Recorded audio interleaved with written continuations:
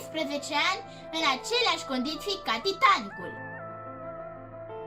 Un Richard Parker real care a avut exact aceeași soartă crudă ca personajul cu același nume.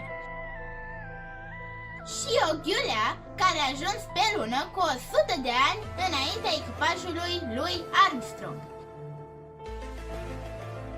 Scriitori care au prevăzut cu exactitate evenimente ce aveau să se întâmple în tocmai. Inspirație, premoniție, profeție sau pur și simplu coincidență. Întrebări care încă nu și-au găsit răspunsurile. Azi vom face o călătorie în lumea poveștilor care au devenit realitate.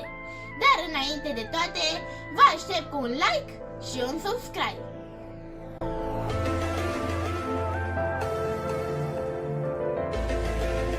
Jules Verne a prezis nu una, ci două lucruri cu aproape 100 de ani înainte ca ele să fie inventate.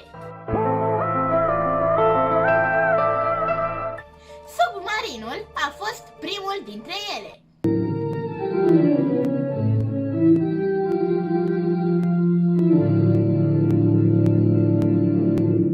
Pe vremea când capitanul Nemo colinda adâncurile mărilor cu al său luxos Nautilus, lumea reală nici nu visa ca un astfel de aparat să existe vreodată cu adevărat. Părea ficțiune pură ca submarinele să aibă parte de tehnologia celui din carte. Până în anul 1955, când Nautilus a părăsit paginile romanului lui Verne și era gata să se scufunde în mările globului în slujba Marinei Statelor Unite. The $55 million vessel is ready for the payoff test for any new submarine, its first dive. Nautilus cel adevărat a fost primul submarin cu propulsie nucleară. După ce a ajuns la Polul Nord și a făcut înconjurul Pământului, Nautilus a fost declarat monument istoric și transformat în muzeu.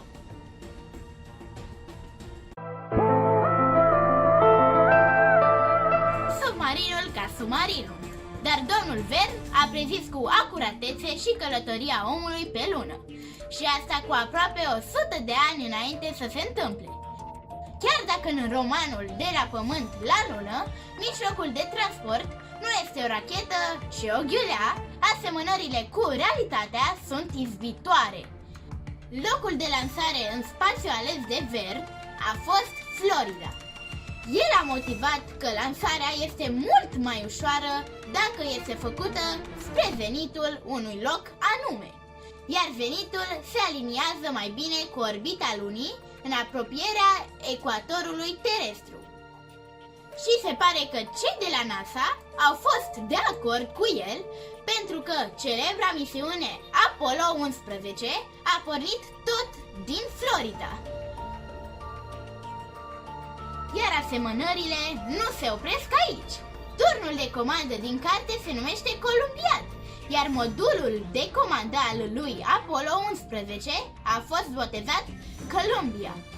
În ghiulaua lui Verne s-au îmbarcat 3 oameni, iar echipajul în misiunea Apollo a fost format tot din 3 persoane.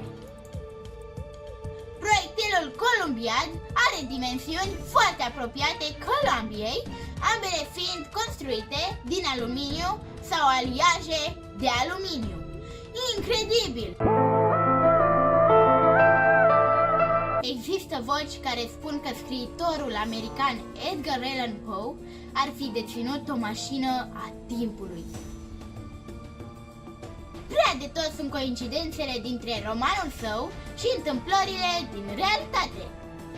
În aventurile lui Gordon Pym, Poe descrie pățaniile eroului său în timp ce acesta navighează pe mările lumii la bordul diferitelor vase.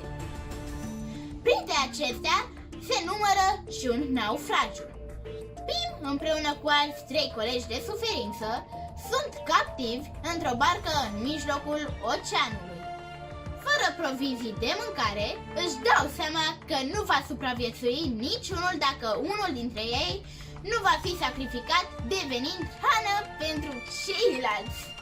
Trag la sorți, iar ghinionistul este un tânăr pe nume Richard Parker. La aproape 50 de ani după ce Poe își publicase ciudata poveste, iahtul Minionet a fost răpus de o furtună, iar cei 4 membri ai echipajului se aflau captivi într-o barcă din mijlocul oceanului, tot fără provizii. Cel mai tânăr dintre ei se îmbolnăvește grav, iar ceilalți 3 se gândesc să sacrifice pentru a se salva. Și acum e acum. Cum credeți că îl chema pe băiat? Yep, Richard Parker. Cu siguranță acesta nu citise romanul lui Poe. Altfel, mă îndoiesc că știind ce nume poartă, ar fi acceptat să navigheze cu încă 3 tovarăși apele imprevizibile ale oceanului. În această carte scrisă de Morgan Robertson, un vas imens, botezat Titan și descris ca fiind cea mai mare ambarcațiune aflată pe linia de plutire, înaintează la viteză maximă prin Atlanticul de Nord, când un membru al echipajului strigă Iceberg, right ahead! Nava lovește gheața și începe să se scufunde. Cu prea puține bărci de salvare, mai bine de jumătate dintre pasageri se neagă. Vi se pare cunoscut? Ai zice că este o știre despre scufundarea Titanicului. Dar ce credeți? Robertson și-a scris romanul cu 14 ani înainte ca Titanicul să-și înceapă călătoria.